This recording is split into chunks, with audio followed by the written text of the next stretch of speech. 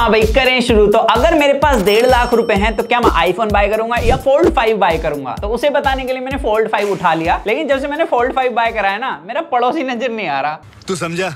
हाँ नहीं, तू समझा नहीं। तो 1 लाइक फॉर माय पड़ोसी, उसके योगदान को हम खराब नहीं होने देंगे। सब्सक्राइब बटन भी प्रेस कर देना। अभी यहाँ पर फोल्ड 5 का जो बॉक्स है वो सेम है जैसे कि पुराने फोल्ड्स का देखने के लिए मिला है। अभी भी चार्जर नहीं है, लेकिन भाई फोल्ड जैसे हमने हाथ में पहली बार लिया, लिटरली मैं हिल गया था। मेरे को इसका वेट काफी कम लगा और थिकनेस भी इसकी काफी कम है इस बार। अगर आप चार्जिंग केबल भी लगाओगे ना, वो भी इससे ज्यादा मोटी है। तो इन चीजों पे तो डेफिनेटली सैमसंग ने काफी काम करा है। बट मेरे को ये जानना था आईफोन के कंपेरिजन में कितना वेट है इसका। तो हमने साइड बाय साइड रखा और भाई मैं लिटरली शॉक हो गया हूँ, क्योंकि सैमसंग का फोन आईफोन से काफी बड़ा है और उसके बाद भी इसका वेट ऑलमोस्ट सेम ही था जितना कि आईफोन का मिलता है। तो यहाँ पर सैमसंग ने वेट में और थिकनेस में बहुत अच्छा काम करा है। लेकिन यहाँ पर एक चीज से मैं डिसअपॉइंट हूँ, क्योंकि भाई मैं पहले भी बोला था जब मैंने फोल्ड की वीडियो बनाई थी कि इनके फोन की जो विड्थ है वो नॉर्मल फोन की जैसी नहीं है, जिसकी वजह से फोन सिर्फ लंबा लंबा फील होता है। अगर आपने ओप्पो का फोल्ड देखा है या वीवो का फोल्ड देखा है तो आपको पता होगा उसकी विड्थ और हाइट काफी अच्छी थी, नॉर्मल फोन की तरह फील होता है। और उसकी वजह से भाई इन हैंड फील ही नहीं, जो बाहर वाली कवर डिस्प्ले है वो भी अफेक्ट होती है। मतलब क्या, अगर इसकी विड्थ अच्छी होती नॉर्मल फोन जैसी, तो यहाँ पर हम बाहर वाली डिस्प्ले को नॉर्मल डिस्प्ले की तरह यूज कर सकते थे। लेकिन अभी टाइपिंग वगैरह में थोड़ा सा इशू आता है, लेकिन अगर आप थोड़े लंबे टाइम यूज करोगे तो आपको कोई दिक्कत नहीं होने वाली है। तो बस मेरे को ये एक प्रॉब्लम लगी है। और यहाँ पर ये भी लगा कि इन्होंने फोल्ड के अंदर कोई भाई लुक वाइज ज्यादा चेंज नहीं करे। लेकिन मेरे को जो इसका कलर है वो भाई बहुत ज्यादा प्यारा लगा है। इसका जो ये न्यू ब्लू कलर है ये बहुत ही ज्यादा प्रीमियम लगा। लिटरली मैं इसके कंपेरिजन में आईफोन को साइड रख सकता हूँ। बस इन हैंड फील वाली चीज है जहां पर मेरे को लगा नॉर्मल फोन अभी भी एक एडवांटेज ले जाते हैं, दूसरे फोल्ड फोन ज्यादा बेटर एडवांटेज ले जा रहे हैं। इसके अलावा भाई इन्होंने हिंज इंप्रूव करी है। इस बार इन्होंने फ्लैक्स हिंज डाली है। हालांकि साइड का फ्रेम अभी भी एल्यूमिनियम का है, बैक साइड में आपको जो हिंज मिलती है वो भी एल्यूमिनियम बिल्ड है। लेकिन यहाँ पर एक चीज अच्छी लगी, अब जब आप एक पॉइंट के बाद फोन को अनफोल्ड करते हो तो काफी स्मूथली ओपन होता है, जिसकी वजह से मेरे को लगा हाँ भाई हिंज में तो इंप्रूवमेंट करी है। लेकिन जैसे हमने फोन ओपन करा तो यहाँ पर अभी भी क्रीज का साइज अच्छा खासा है और ये क्रीज अच्छी खासी हर एक एंगल से विजिबल है। ऐसा लगता है आप दो फोन को जोड़ के चला रहे हो। और मैंने जितने भी आज तक फोल्ड यूज करे हैं उसमें मेरे को लगता है कि लेटेस्ट फोल्ड के अंदर सबसे ज्यादा क्रीज इसी के अंदर दिखती है। अब मैं दूसरी कंपनी से पेड नहीं है या कुछ भी ऐसा नहीं है। बेसिकली क्या है, मैंने जो दूसरे फोल्ड यूज करे थे आप यहाँ पर खुद देख सकते हो, उसके अंदर क्रीज का साइज ना के बराबर था और वो फोन ऑलरेडी पहले यूज होके आए थे। और ये तो बॉक्स में से निकाला हुआ फोल्ड है और उसके बाद भी यहाँ पर क्रीज का साइज अच्छा खासा है। और दूसरी चीज क्या है ना, जो उन्होंने टेक्नोलॉजी यूज करी है फोल्ड के लिए लगभग सेम सैमसंग ने भी यूज वही करी है। यहाँ पर वाटर ड्रॉप शेप में अब ये फोल्ड होता है, पहले वी शेप में फोल्ड होता था, जिसकी वजह से जो क्रीज का साइज है वो विद टाइम बढ़ता था और डिस्प्ले के डैमेज होने के चांस भी ज्यादा थे। लेकिन अभी वाटर ड्रॉप शेप में फोल्ड होता है, जिसकी वजह से क्रीज का साइज हो सकता है कि इस बार ना बढ़े।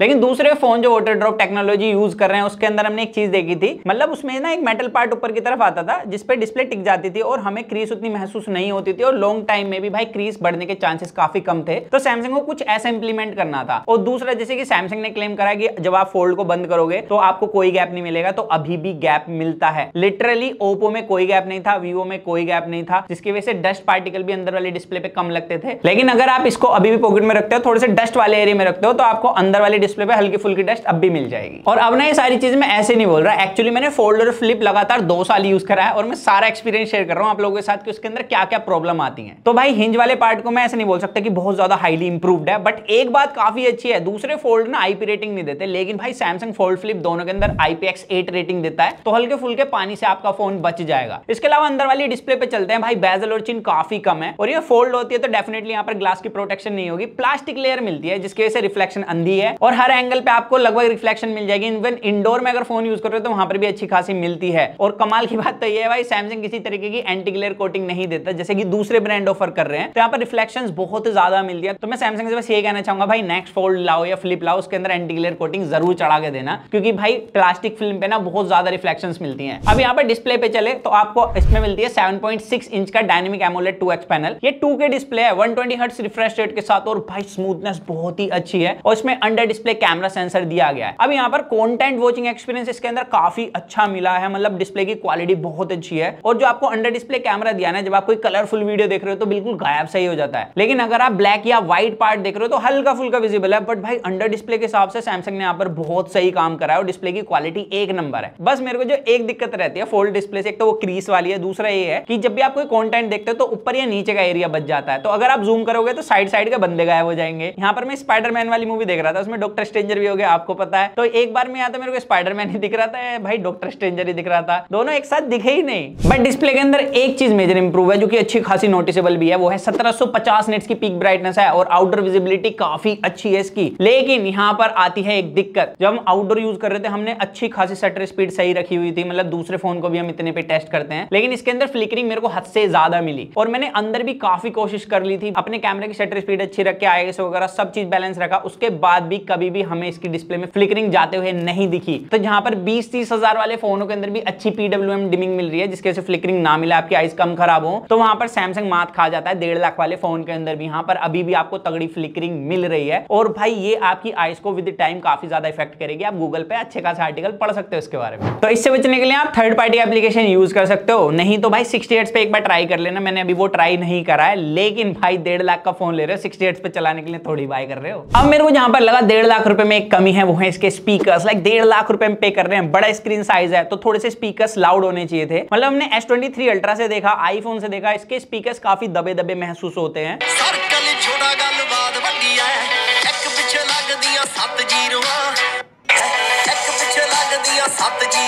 तो यहाँ पर सैमसंग को थोड़े से स्पीकर्स इंप्रूव करने चाहिए थे फोन के। अब चलें सीधा कवर डिस्प्ले पे, जो कि आपको मिलती है 6.2 इंच की और ये है dynamic AMOLED 2x panel again, और ये सिर्फ HD प्लस डिस्प्ले है। लेकिन यहाँ पर भी अच्छी बात ये है कि 120 हर्ट्ज रिफ्रेश रेट के साथ मिलती है और इसकी भी स्मूथनेस काफी अच्छी है। यहाँ पर भी कंटेंट वॉचिंग एक्सपीरियंस अच्छा है, लेकिन वही है, तो अगर आप नॉर्मली कोई वीडियो देख रहे हो तो साइड साइड का एरिया बचेगा, लेकिन अगर आपने जूम कर लिया तो ऊपर नीचे का कट हो जाएगा। तो ये वाली प्रॉब्लम आती है। और दूसरी प्रॉब्लम भाई ये है कि अगर ये विड्थ इंप्रूव कर लेते, ये वाली चीज तो फिक्स होती। दूसरा टाइपिंग में भी मजा आता भाई। टाइपिंग करते हुए ना, अगर आप लंबे टाइम से फोल्ड चला रहे हो तो पक्का कुछ ना कुछ मिस्टेक तो करते होगे टाइपिंग में, क्योंकि थोड़ा सा एरिया कम है। तो 3 चीजें फिक्स हो जाती है, एक तो इन हैंड फील अच्छी हो जाती, कंटेंट वॉचिंग एक्सपीरियंस अच्छा हो जाता है और टाइपिंग एक्सपीरियंस भी अच्छा हो जाता है जब विड्थ इंप्रूव होती है। तो सैमसंग को आई होप कि फोल्ड 6 के अंदर इस चीज पे जरूर काम करना चाहिए। अब बात करते हैं इसके सॉफ्टवेयर एक्सपीरियंस की, जहां पर मेरे को लगता है कि नॉर्मल फोन इससे काफी ज्यादा दूर है, सिर्फ टैब ही इसकी टक्कर ले पाएंगे इस मामले में। तो सबसे पहले तो भाई स्मूथनेस इसकी काफी अच्छी है, जो One UI अब बहुत अच्छे से इंप्लीमेंट करा है इसके साथ। ऐप ओपनिंग क्लोजिंग काफी ज्यादा कमाल की है। मैं कहूंगा कि एप्पल को स्मूथनेस में सीधा टक्कर दे सकता है, कहीं कहीं तो लगता है पेल भी देगा। दूसरा यहाँ पर भाई जो इसके अंदर स्टोरेज टाइप यूज करी है वो UFS 4.0 की है, क्योंकि इसका जो बेस वेरिएंट है वो 256 GB वाला है, तो ये काफी सही चीज है। और दूसरा इसके अंदर LPDDR5X रैम भी दिया, तो रैम मैनेजमेंट वगैरह भी काफी सही मिल रहा है अभी तक। और यहाँ पर मैंने जितना इस फोन को टेस्ट करा, मुझे एक चीज सबसे अच्छी लगी, वो है मल्टीटास्किंग। मतलब इसके अंदर आप 2 विंडो हाफ स्क्रीन में आसानी से चला सकते हो, काफी स्मूथ परफॉर्म करती है। एंड अगर आपका मन करेगा कि भाई कट करते हैं, कोई तीसरी ऐप ओपन कर लेते हैं, तो इसका टास्क बार इतना यूजफुल है, वो दोनों ऐप टास्क बार में आती रहेंगी। और अगर आप फिर से उन 2 ऐप को चलाना चाहते हैं तो सिंगल टैप पे क्लिक करो और दोनों ऐप वहीं से ओपन हो जाएंगी। और इसके अंदर आप ज्यादा से ज्यादा 3 मल्टीपल विंडोज को ओपन कर सकते हो, बाकी फ्लोटिंग विंडो तो काफी ज्यादा आप ओपन कर सकते हो इसके अंदर मन चाही। और मेरे को ये बात अच्छी लगी, जो मल्टीटास्किंग है ना, वो अंदर वाली डिस्प्ले को काफी ज्यादा यूजफुल बना देती है। मानो आपको किसी को कुछ चीज भेजनी है, आप मल्टीपल विंडोज ओपन कर रहे हो, मतलब 3 विंडो ओपन कर ली, एक से सिलेक्ट करके ड्रैग करके दूसरी में ड्रॉप कर दो, और इन सारी चीजों की वजह से प्रोडक्टिविटी वर्क फोल्ड के साथ काफी ज्यादा बढ़ जाता है। और यही चीज किसी नॉर्मल फोन से फोल्ड को डिफरेंट बनाती है। हालांकि मल्टीटास्किंग सिर्फ अंदर वाली डिस्प्ले पे यूजफुल है। अगर आप भाई मल्टीटास्किंग करते हो, फोल्ड कर देते हो डिस्प्ले को, तो बाहर वाली कवर डिस्प्ले में सिर्फ एक ही विंडो ओपन होगी। और इस बार फ्लैक्स मोड भी इन्होंने इंप्रूव करा है। मतलब कैमरे के अंदर अगर मैं फ्लैक्स मोड यूज करता हूं तो नीचे की तरफ कंट्रोल आ जाएगा, ऊपर की तरफ व्यू फाइंडर है ही, और जो मैं फोटो क्लिक करूंगा वो कंट्रोल के साइड में आ जाएंगी। तो ये काफी ज्यादा यूजफुल है। और फ्लैक्स मोड भाई गैलरी के अंदर भी यूज कर सकते हो आप। मतलब फ्लैक्स मोड में जैसे आप लगाओगे फोन को, तो भाई पूरा ट्रैक पैड की तरह नीचे काम करता है, जिससे आप फोटो के बीच में स्वाइप तो कर ही सकते हो, साथ ही जूम इन और जूम आउट भी कर सकते हो। तो फ्लैक्स मोड भी काफी ज्यादा इंप्रूव करा है इस बार। बाकी जो इंप्रूवमेंट है वो S Pen के साथ करी है। एक तो उसका साइज काफी ज्यादा कम कर दिया है। अभी ऐसा हो गया जैसे कि S Pen हमें नोट सीरीज के अंदर मिलता था ना, नोट सीरीज या S सीरीज के अंदर, काफी हद तक वैसा। लेकिन अभी भी भाई फोल्ड के अंदर आप उसे नहीं लगा सकते। हमने बाय इसी वजह से नहीं करा। आप अलग से कवर बाय करो, उसके पीछे वो आसानी से एडजस्ट हो जाता है। और पहले ना काफी ज्यादा मोटा लगता था वो लगाने में, लेकिन अभी काफी ज्यादा मस्त लगता है। मतलब पूरा डिजाइन के साथ जा रहा है वो, तो ये मेरे को काफी सही लगा। अब यहाँ पर भाई फोन की परफॉर्मेंस पे चले, जो कि मैंने कभी भी फोल्ड और फ्लिप के अंदर अच्छी नहीं देखी। तो इसके अंदर लेटेस्ट प्रोसेसर है 8 Gen 2, और यहाँ पर भाई जो इसका स्कोर निकल कर आया, इतने स्कोर मैंने किसी भी फोन के अंदर नहीं देखा है। इसका 13 लाख स्कोर था।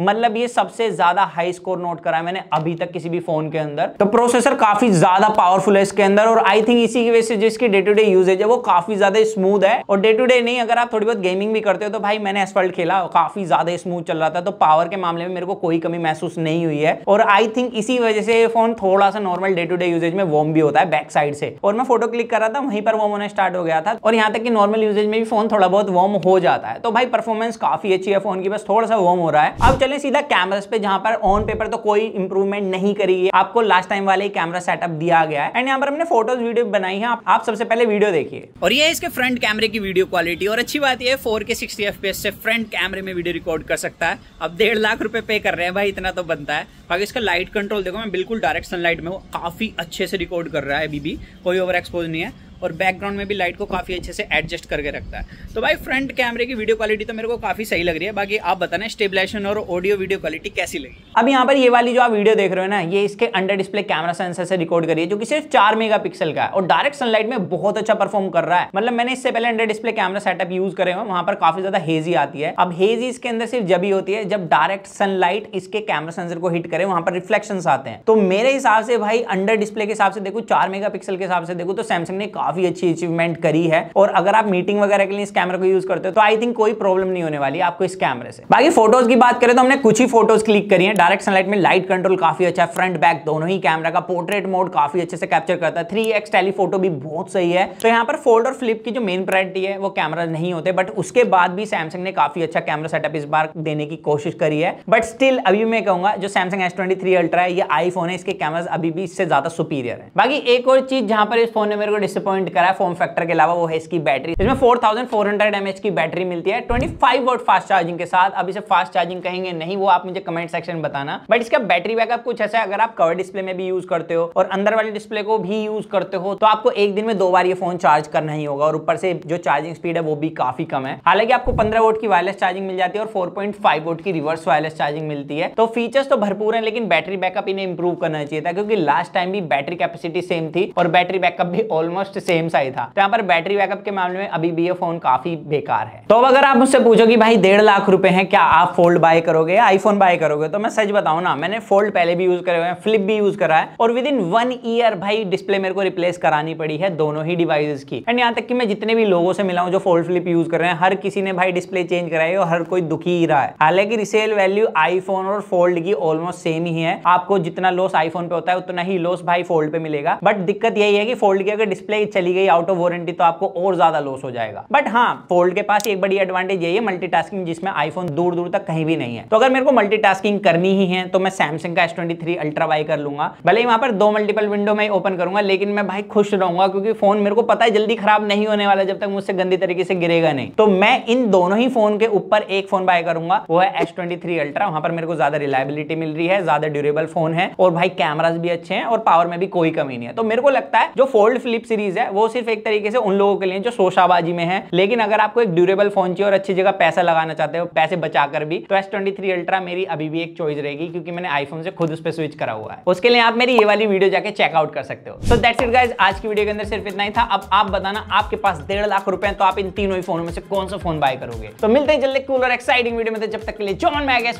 To watch your heart, stay tuned with HFV unbox guys.